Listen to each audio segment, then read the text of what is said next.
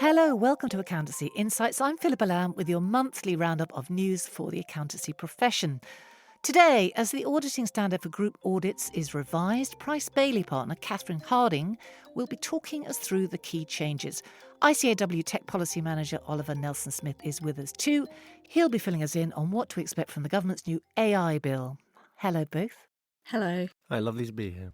Catherine, should we start with group audits? Because the standard that deals with them, it's been revised, hasn't it? Can you give us a bit of background? So ISA 600 is a standard on special considerations of audits of group financial statements, including the work of component auditors. It's effective for accounting periods beginning on or after the 15th of December 2023. It's effective for what accounting periods then? So it's effective for accounting periods commencing on or after the 15th of December 2023. So will affect upcoming December 2024 year ends and potentially shorter periods as well. But it's unlike other auditing standards, isn't it? Yes, it doesn't stand alone like other standards. It draws on other standards and supplements them. The FRC believe that the enhancements to ISA 600 will support group auditors' efforts in achieving higher quality audits, especially given that the quality of group audits is persistent finding by the AQR. And these changes, the plan is also to align the standard better, isn't it, with other auditing standards? Yes, there's been a number of updates recently. In particular, we've got ISQM 1 and 2 and ISA 220, and all of those have quite a big impact on ISA 600. And it's group and component auditors. Yes, it'll be both that are impacted quite significantly with this, as well as large and complex multinationals. It'll also impact smaller, simpler groups. So that's the background. For auditors, what would you say are the key practical changes that they will need to put into practice now? One of the key changes is the concept of a significant component has now been removed from the standard. So there's no longer a set of quantitative thresholds above which an audit must be performed on a component. Instead, it's going to be a much more risk-based approach. So what's that going to mean? It's going to be much more difficult judgments for the group auditor to try and work out actually the level of work to be performed on each of the components and who is going to perform them. So as part of the scoping process, the group auditor will need to consider not just factors such as competence of the component management, but also concepts such as the level of disaggregation in the group. They'll need to consider both the number and size of each of the components and think about the different risks. So there's a lot to think about here, isn't there? So group audit engagements, they often include component auditors. Practical changes to think about there too? One of the key changes is the definition of engagement teams was updated with ISA 220. These now include those who perform audit procedures on the audit engagement. This means component auditors will therefore have to be treated as part of the audit engagement team. This could also include different firms that carry out specific procedures such as stock takes in other jurisdictions.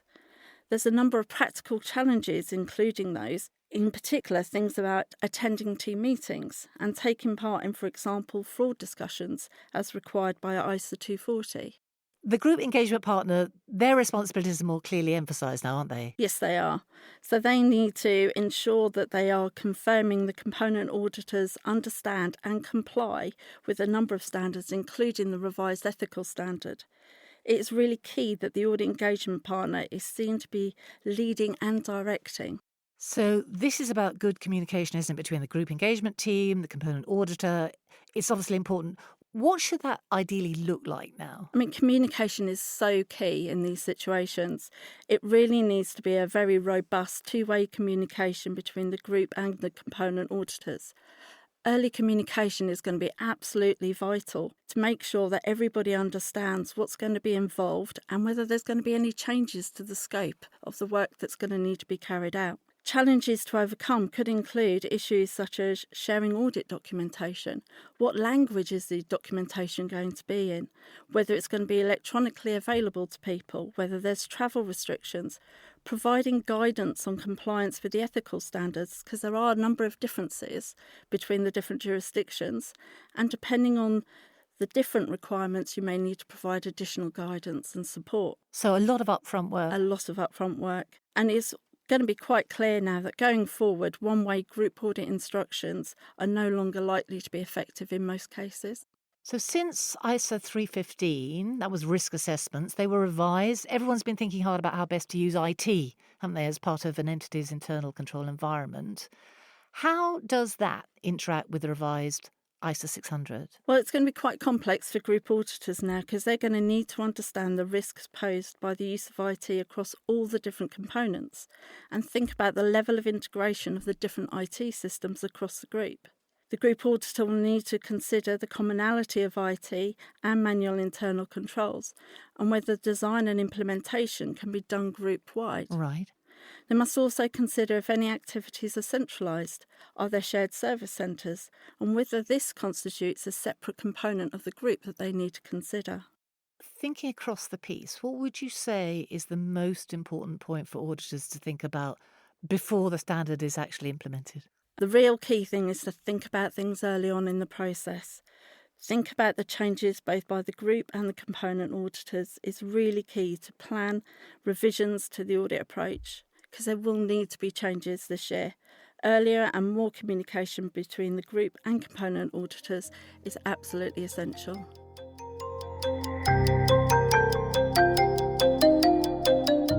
Now, onto the AI bill with Oliver Nelson-Smith, and it's coming soon, isn't it? We're expecting the bill to be introduced to Parliament before the end of the year, is that right? Yes, we think that's right. It could be that it's delayed if the government has other priorities, but that seems to be the speed at which they want to go with. It's a bit of an odd one because it wasn't necessarily mentioned in the King's speech, which is usually when they do announce their sort of legislative agenda for that period.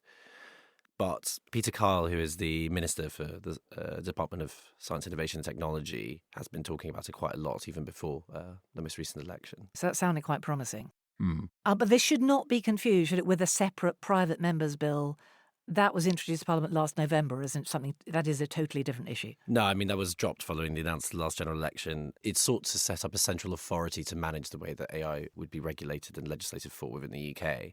However, the previous government's approach also just means that is not really a tenable solution anyway. And as you say, obviously, we don't have the actual bill, but there's been a bit more detail, hasn't there, since the King's speech? Yeah, that's more or less right. I mean, Peter Kyle has been making suggestions even prior to the King's speech about what he'd like to see within it. There's sort of two sides to it. One is that they want to move having some voluntary agreements that were put together after the last government's AI summit around the sharing and testing of AI models, which governments can then do before these large tech companies can deploy them. They want to move those from being voluntary agreements into legally binding ones. So there will be a legal requirement for the models to be shared before being deployed for governments to test for risks and vulnerabilities. The second side would be trying to give a more legal footing, a legislative footing to the AI Safety Institute. So it would be recognised as a proper government body as opposed to this sort of little thing that's been spun out by Rishi Sunak's government.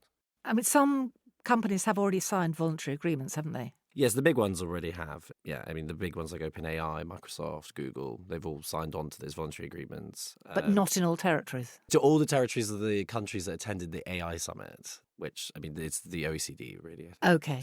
I mean, understandably, there has been some nervousness, hasn't there, from major players in the sector? Peter Kyle publicly has been pushing them a little bit by saying that he doesn't want to give them a Christmas tree bill, in quotation marks. What does he mean by that? I think it's to say that he's not going to give them presents under the tree, no? I don't know. Or is it about mission creep? I didn't really understand the phrase. Yes, no, I mean, to me, it felt very much like he's just trying to say that this isn't going to be a very light touch thing and that they should expect to actually be held to some requirement. Okay. The thing is that that's sort of a bit of public chest thumping, I think, because there are already, I mean, the European Union's AI Act came into force last year, and it already has quite prescriptive requirements and risk categorizations around the use of the models. The Biden administration also signed an executive order that was mandating the creation of standards and that these companies adhere to those standards on safety, security, trustworthiness. It means that sort of the UK is sort of loud and bragging, but also maybe a bit behind. Because, I mean, there has been some argument that we've already got data regulation that covers a lot of the risks that the models might pose. So... Yeah, so, I mean, that was sort of the previous government's approach as well, was that there's pre-existing regulations, not just in data, but in other sectors as well, can cover. Because if you imagine that data is the input into model, you have your box, and then output is the outcomes that are regulated already, then you already have regulation for inputs, you already have regulation for outputs, so you really need regulation for the middle, how the cheese is made. And so the ICAEW, for example, within their current powers under data law, has already been looking a lot at sort of biometrics, use of facial recognition, emotion analysis. What is emotion analysis? Emotion analysis is using the same thing as you would use for facial recognition algorithms, but to try and detect people's, again, emotional reactions and things. So there are already some HR and hiring software providers who will give you models that are meant to give a sense of whether or not the applicant might be lying or a sense of nervousness. These are quite heavily controlled within GDPR already. Yes, I mean, there's some obvious pitfalls there, aren't there? Yeah. Yes, because human beings are already pretty bad at telling whether or not human beings are lying. So it's not it, or emotions anyway. So it's whether or not models would be better than us at it, I think, is a little bit. Yeah, and particularly in interview situations, it seems fraught with difficulty, that. But there are some companies who rolled them out, but then have since moved back against using them because it's handing more and more decision-making outside of your own control. And again, human beings might think about what the model's telling them critically, which we would suggest, but it's human nature. If something tells you that this person is maybe boozling a little bit, that you probably might well believe the machine over. Yes, it puts the question in your mind. Judgment. Yeah. So what does the ICAEW make of this approach? What are you hoping to see in the bill? I mean, we've been calling for this since the last government as well, that we want to see more done around the regulation of technology, particularly the very powerful ones. We believe that going forward, where deepfake technology in particular, the ability to mimic people's voices and images is going to become increasingly difficult, especially around financial crime, where a lot of money laundering regulations, etc., make it quite difficult for businesses already operating with these things. And again, economic crime is the largest and most common form of crime in the UK, including scams and things like that. And this is just lowering the bar and the ease by which scammers can do it. So we do think that there needs to be a lot more. We do think that the original approach that the government took, or the Sunak government took, was it seemed prudent because it was just trying to accommodate innovation within different sectors. So it was talking very much that, your industry sector regulators can mandate, create rules. They already have the power to start regulating AI within their sectors, and they're pushing them quite hard to think about it.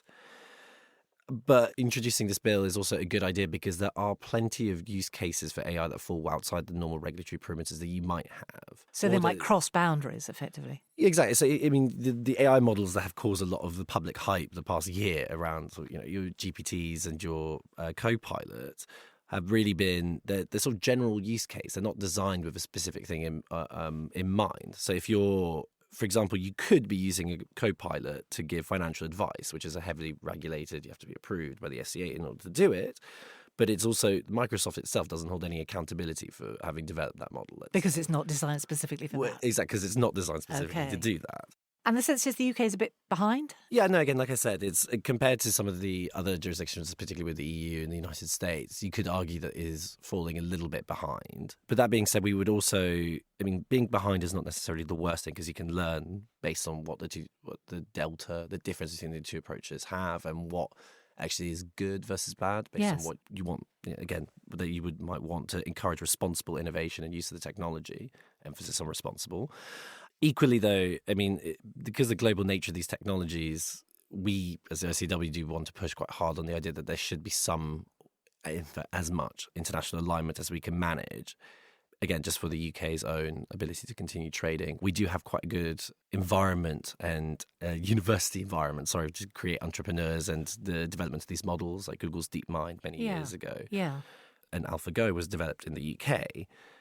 So we need to make it so that at least the people who develop these models, should they want to sell their businesses to Google, for example, should still have the ability, whether it doesn't suddenly fall out of what the United States might find responsible, reasonable, safe, secure, or what the Europeans might find disagreeable. So the ICAEW would want to see the progress that's already been made built on rather than discarded. Yes, no, exactly. There needs to be...